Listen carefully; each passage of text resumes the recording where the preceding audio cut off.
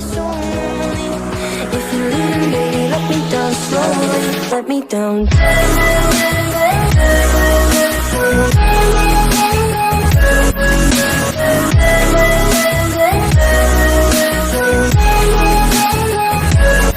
me down. Baik, assalamualaikum warahmatullahi wabarakatuh. Di sini saya akan memberikan penjelasan sedikit tentang IP address dan subnetting. Langsung saja, apa sih IP address itu? IP address merupakan identitas unik yang diberikan pada setiap perangkat yang terhubung ke jaringan. IP address yang tersedia saat ini ada dua versi, yaitu IP versi 4 dan IP versi 6. Untuk IP versi 4 itu pada umumnya penulisannya dalam bentuk 4 oktet. Jadi di setiap oktetnya itu terdiri dari 8 bit ketika dijumlahkan menjadi 32 bit. Maka yang terdapat setiap oktetnya itu merupakan angka desimal dari 0 sampai 255. Kemudian subnetting menjadi jaringan besar menjadi beberapa sub jaringan yang lebih kecil. Nah, apa sih subnetting itu? Nah, subnetting adalah upaya untuk membacakan sebuah network dengan jumlah host yang cukup banyak menjadi beberapa network dengan jumlah host yang lebih sedikit. Teknik subnetting membuat skala jaringan lebih luas dan tidak dibatasi oleh kelas-kelas IP seperti kelas A, B, dan C yang sudah diatur. Kemudian ada IP public dan IP private. Nah, IP public digunakan untuk berkomunikasi di internet dan dialokasikan oleh organisasi internasional. Setiap perangkat yang terhubung ke internet memiliki IP publik unik. Nah, jadi misal kalian mengakses youtube.com atau whatsapp.com dan lain-lain, maka secara tidak sadar kalian sedang mengakses IP publik masing-masing yang dimiliki oleh mereka, asalkan perangkatnya harus terkoneksi dengan internet. Kemudian IP private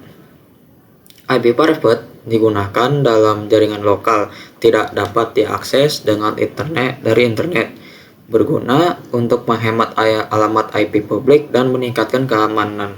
Nah, IP private ini biasanya digunakan di dalam jaringan lokal, contohnya seperti di kantor-kantor, lab sekolah, dan lain-lain. Kemudian ada classful dan classless addressing. Nah, classful addressing adalah sistem lama yang membagi alamat IP berdasarkan kelas A, kelas B, C, dan E. Nah, dan menentukan jumlah host per jaringan. Nah, untuk kelas D dan E ini itu tidak bisa digunakan alamat IP-nya itu karena untuk eksperimental atau untuk penelitian. Kemudian ada classless addressing.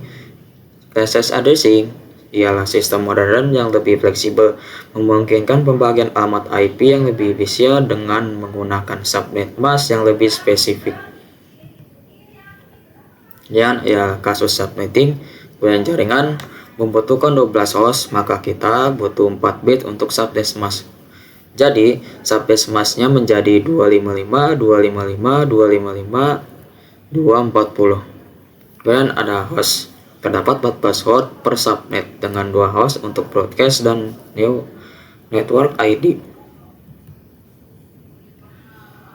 Kemudian jika dibutuhkannya 60 host, untuk memenuhi kebutuhan 60 host, berarti 2 pangkat 6 dikurangi 2 sama dengan 64, dikurangi 2 sama dengan 6. Jadi dibutuhkan 6 bit untuk subnet mask. Subnet masknya menjadi 255, 255, 255, 192. Jika hanya menggunakan 5 bit, berarti 2 pangkat 5 dikurangi 2 sama dengan 30. Jadi tidak cukup untuk 60 host. Jadi 6 bit diperlukan untuk menyediakan ruang alamat yang cukup untuk 60 host. Kemudian bagaimana jika 100 host? Ya.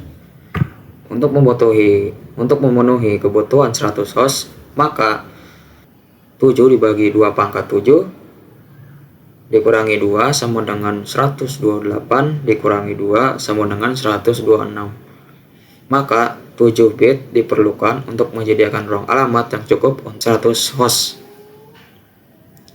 Kemudian subdasarnya menjadi 255, 255, 255, 128. Kemudian ada konsep block subnet. Yang pertama, minimalisir fragment. Intinya mencegah pemborosan alamat IP dengan menggabungkan subnet. Yang kedua, pengaturan fleksibel. Jadi, mempermudah pengaturan jaringan dengan subnet yang lebih besar. Kemudian ada efisiensi penggunaan. Jadi intinya membuat pengguna alamat IP jadi lebih efisien dan terstruktur. Dan ada IP Vercimpat Delivery Type. Yang pertama ada unicast, proses data dikirim dari satu sumber ke satu sumber lainnya ke satu tujuan. Jadi intinya satu PC, satu sumber, satu tujuan gitu ya. Kemudian ada broadcast, proses data ialah proses data dikirim dari satu sumber ke semua perangkat dalam jaringan.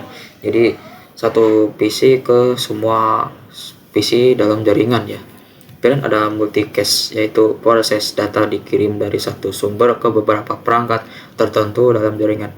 Jadi contohnya satu PC ke beberapa PC tertentu dalam jaringan ya. Dan ada konsep switch dan router.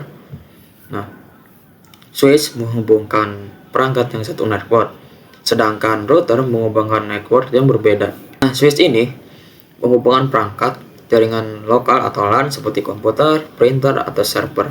Nah, cara kerjanya yaitu switch bekerja di layer 2 pada model OSI. Kemudian menggunakan MAC address table untuk mengetahui perangkat mana yang terhubung di setiap port. Itu cara kerjanya switch ya. Kemudian ada router. Jadi router ini menghubungkan beberapa jaringan berbeda seperti jaringan lokal atau LAN ke internet WAN ya. Kemudian mengirimkan data antar jaringan menggunakan IP address ya. Cara kerjanya yaitu router bekerja di layer 3 pada model OSI menggunakan router table untuk menentukan jalur terbaik agar data sampai tujuan. Jadi ya seperti yang di atas ini, switch menghubungkan perangkat yang satu network, sedangkan router menghubungkan network yang berbeda. Jadi itu ya penjelasan pada video ini. Baik, sampai sini saja. Kurang lebihnya mohon maaf. Wassalamualaikum warahmatullahi wabarakatuh.